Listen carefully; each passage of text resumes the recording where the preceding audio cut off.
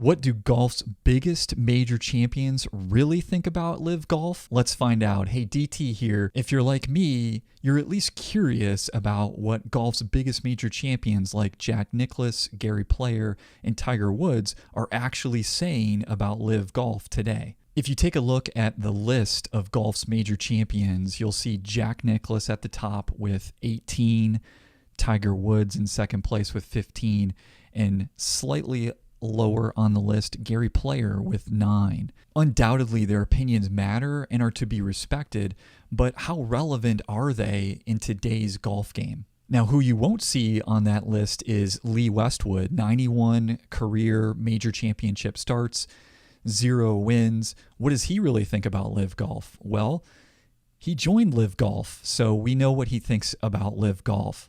Undoubtedly, the opinions of Jack Nicklaus, Gary Player, and Tiger Woods are important and to be respected, but how relevant are they in today's golf game? Especially considering Jack Nicklaus and Gary Player are in their 80s. It's also important to think about from what position each of these players and former players are coming from. When you think about Jack Nicklaus, he's in his 80s. He has a estimated net worth of over $400 million. What motivation does he have? Does he have a hidden agenda in talking about LIV Golf and or the PGA Tour? What does he have to gain from positioning himself or affiliating himself with one tour versus the other? Similarly with Gary Player, who currently is also in his 80s, an estimated net worth of around $250 million. What does he have to gain from affiliating or speaking about the PGA Tour versus LIV Golf? Arguably, the player with the biggest tie currently to the PGA Tour would be Tiger Woods. He's currently in his 40s. Forbes has just announced him as officially a billionaire, and he is active on the PGA Tour, albeit far less so than previous to his car accident, but he's still out there and playing tournaments. Some might even say that his TV or media contract rights with Discovery TV and the PGA Tour somehow create a conflict of interest or taint his opinions and perhaps provide him a hidden agenda in the comments that he makes about LIV Golf. If you think about Jack Nicklaus and Gary Player, the comments that they would make would be far more loose and open and probably true to their spirit. They have nothing to gain at this point in life as to whether or not they affiliate with the PGA Tour or LIV Golf or worry about harming someone's opinion of them. Their legacy has been built. On the other hand, Tiger Woods still has a lot of runway in front of him, a lot of runway to influence his legacy and the mark that he will leave on the game of golf. And so it could be argued, and reasonably so, that he has a bigger stake in his legacy as it relates to the PGA Tour, and he's going to come out with perhaps an agenda along those lines. Each golfer really has individual motivations, and that's going to drive what they do and what they say about LIV Golf and the PGA Tour. Hey, and if you like this kind of content, if you're curious about golf as a business as well as a sport like I am, hey, smash the like button for me and hit the subscribe button. It really signals to me that I should lean in further with this type of content and means a lot to me, so thanks. And hey, if you're impatient, timestamps in the description below so you can jump to the exact piece of content that you want to hear in this video.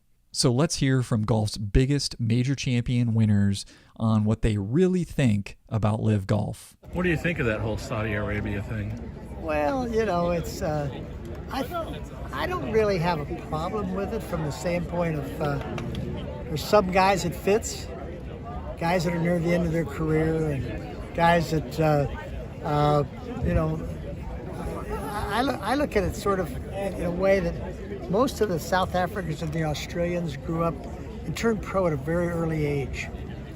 And because they didn't have programs in their country to develop them and have loyalty. And of course, not even further loyalty, they came to the United States.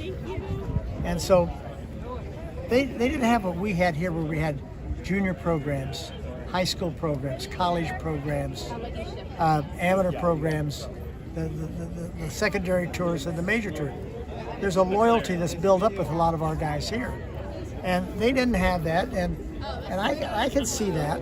They have an opportunity to do something for their families that they're probably not going to be able to do on the regular tour. So, I don't begrudge them at all for that. But I think that the PGA Tour, the guys that grew up with it, the guys that have kept their loyalty to it, and kept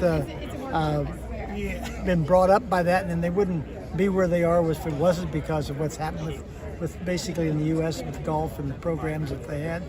I think they understand that, and so I think the PGA Tour will probably just be stronger because of it. I think the U.S. programs will be stronger because of it. I don't know whether how long LIV will stay around. I think it'll stay around for a while. I don't think there's any question it's not going anywhere. But